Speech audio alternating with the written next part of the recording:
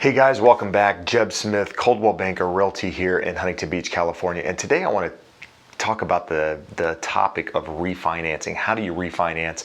So over the last couple of weeks, I've reached out to a lot of clients, a lot of you guys, and about refinancing just because of where rates were and where they went in such a short period of time. And people that purchased, a year ago, 6 months ago, what have you, were at a much higher rate than where we currently were in the market. So I reached out to a lot of people about maybe reaching out to your mortgage broker, to the local bank, to figure out if it's an opportunity to refinance and maybe save some money. So a lot of you guys reached back out to me and said, well, I don't even know how to refinance. So what's the process? So that's what we're going to talk about today. Now, keep in mind, things have changed a little bit since I've reached out to you with regards to interest rates. I mean, interest rates were around 3% or so, some cases lower with regards to refinancing. Since then, they've gone up. I don't think that's something to be concerned with. I think rates will come back down.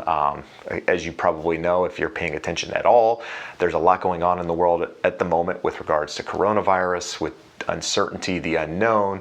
And so, in addition to that, you've had a lot of these lenders that were completely overwhelmed with refinancing, because rates were so low that they just got so inundated with business that they had to kind of halt production.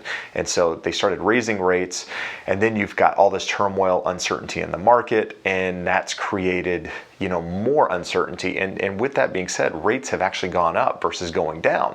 And yesterday, the Fed came out and basically said they're going to lower the Fed funds rate to somewhere between 0 to 0.25%. And keep in mind, interest rates don't follow the Fed funds rate. So just because the Fed funds rate went to 0 doesn't mean your interest rate's going to go to 0. That's the overnight rate on credit cards, on car loans, on that sort of thing.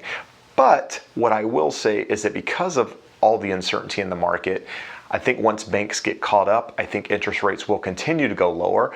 And so that's why I think it's important that if you are interested in refinancing, you kind of get the paperwork ready, get it to the lender now, get all the paperwork in. And then that way, when rates do come down, you're in a position to lock a rate and move forward, right? Because if you call today, they're going to give you a rate probably higher than what you have now. And so you're going to say, well, it doesn't make any sense to refinance. But what I'm telling you is that it's worth your time to do the paperwork, to do the application, get the stuff in there so that when rates do come down, because they're going to, you're in a position to lock in a lower rate, refinance, lower your payment, so on and so forth.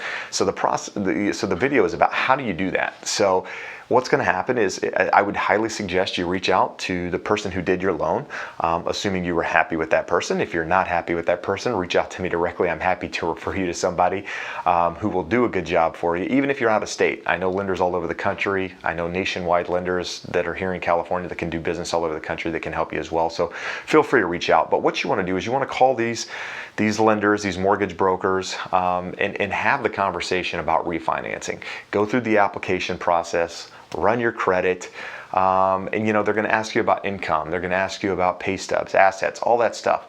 They're going to give you a list of items that you need to provide to them so that they can get the loan in process. That's going to be last 2 years tax returns in most cases. Some year it's 1 year tax return. That's the full tax return. If you're incorporated, you're going to need your corporate taxes as well. Pay stubs. If you get paid any W-2 salary, you're going to need those pay stubs. Bank statements. 401k, IRA, any assets, you're going to need the last 2 months, all pages of those documents. They're going to want to see those. Likely going to want to see a copy of your driver's license as well. And then there may be some other smaller documentation in there that they need, but that's the bulk of it, right? In addition to the loan application. Most of these lenders now, you can submit this stuff online, and then they have a package. Once they have that full package, they can send it to the lender for processing. Now, because of how inundated these banks are, if you're refinancing, it may take a couple of weeks to actually get a loan approval.